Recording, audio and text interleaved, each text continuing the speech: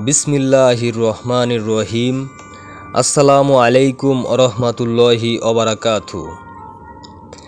১৫০০ বছর আগে রাসূলুল্লাহ সাল্লাল্লাহু আলাইহি ওয়াসাল্লাম জানিয়েছেন, ৭টি বৈশিষ্ট্য ইহুদি মেয়েদের মধ্যে আছে। আর এই ৭টি বৈশিষ্ট্য যদি কোনো মুসলিম মেয়েদের মধ্যে থাকে, তবে তাদের হাসর হবে ওই সকল ইহুদি মেয়েদের সাথে। সেই ৭টি বৈশিষ্ট্য উল্লেখ করা হলো। ১. আন্নানা। এর অর্থ হলো বেশি বেশি চাই। জিনিসপত্র অনেক আছে, তবুও অনেক চাই। স্বামীকে বলে শুধু আমার জন্য দাও, নিজের মা বাবা ভাই বোন এদের জন্য কোনো কিছু দিও না। ২. মান্নানা। এর অর্থ হলো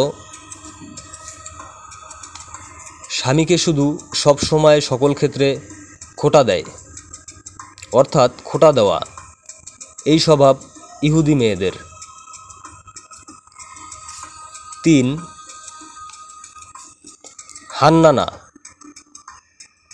হান্নানা এর অর্থ হচ্ছে স্বামীর খেদমত না করা, উল্টো আরও স্বামীকে দিয়ে খেদমত করিয়ে নেওয়া।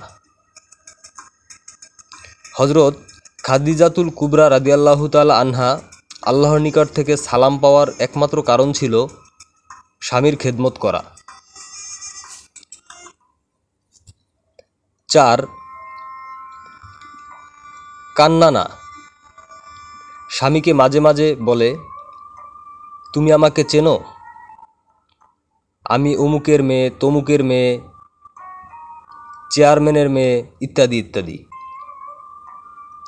স্বামীর সামনে নিজেকে বড় করে দেখানো, স্বামীকে ছোট মনে করা, এটা ইহুদি মেয়েদের গুণ।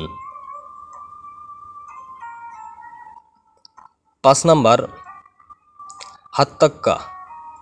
হাত্তাক্কা শব্দের অর্থ স্বামীর পছন্দের গুরুত্ব না দেওয়া। স্বামী যদি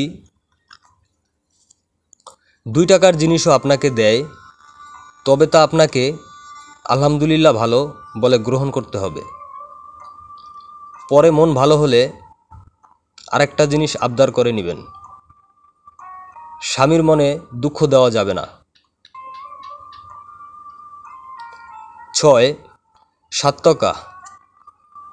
এর অর্থ হচ্ছে স্বামীকে হারাম ইনকাম করতে বাধ্য করা। স্বামীর হালাল ইনকামে আপনাকে সন্তুষ্ট থাকতে হবে। যদি আপনার কারণে আপনার স্বামী হারাম ইনকাম করে, তাহলে স্বামীর সাথে আপনাকেও জাহান্নামে যেতে হবে। ৭. বারকা।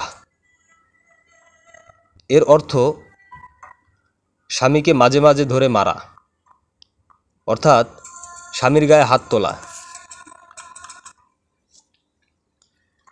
এটা ইহুদি মেয়েদের স্বভাব। উপরোক্ত এই ৭টি গুণ যেই মেয়েদের মধ্যে থাকবে, তারা নামাজ, রোজা এবং পর্দা করলেও তাদের হাসর কিন্তু হবে ইহুদি মেয়েদের সাথে। আল্লাহ আমাদের মুসলিম মেয়েদের হাদিসটি আমল করার তৌফিক দান করুক, আমিন। ইমাম গাজ্জালী রহমাতুল্লাহ আলাইহি থেকে এই হাদিসগুলি পাওয়া গেছে, এই কথাগুলি পাওয়া গেছে। ভালো লাগলে অবশ্যই শেয়ার করে দিবেন। ধন্যবাদ সম্পূর্ণ ভিডিওটি দেখার জন্য। ভালো লাগলে অবশ্যই শেয়ার করে দিবেন।